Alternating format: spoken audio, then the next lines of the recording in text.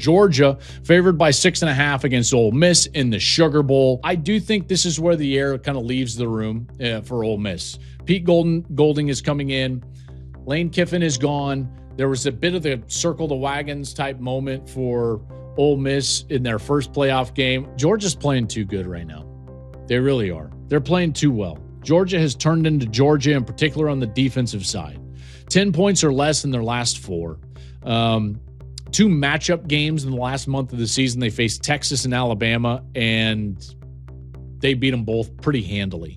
They've got 12 sacks over the last 5 games. They only had 8 in their first 8 games. So over half of their sacks have come in the last month, which means they're finally getting after the passer a little bit. That should help. No one's been able to run it on them all that well, in particular late in the season. I do think that this is a bit of a tale of 2 teams. Early in the year, this was this Georgia team that was constantly in these close ball games, one of them being against Ole Miss, where Ole Miss scored in their first 5 possessions. And then all of a sudden, they figured something out, and that thing was defense.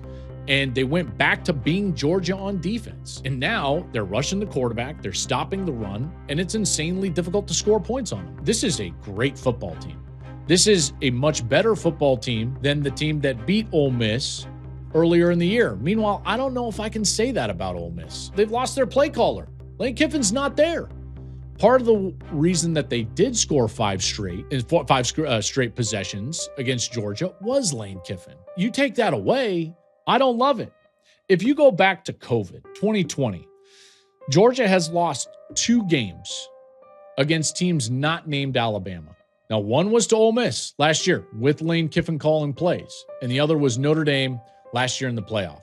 Again, like Oregon, who lost in this round last year, now Georgia feels like their season begins now. This is why Georgia plays. I think Chambliss is going to have to go off if Ole Miss is going to win this game. I think Juwan Lacey is going to have to go off. And I just don't think that they can do this against this defense now, the way that they're playing on a mission. This Georgia team could absolutely win the national championship. I think Georgia wins this one, and they win it handily. Like I said, air kind of leaves the balloon for Ole Miss. They get a lead early, Georgia does, and then all of a sudden, you're going to see it set in on that Ole Miss sideline. It's like, oh, man, our guy isn't here anymore. This was it. So I think Georgia wins it big. Georgia covers the 6.5. They win at 42-27.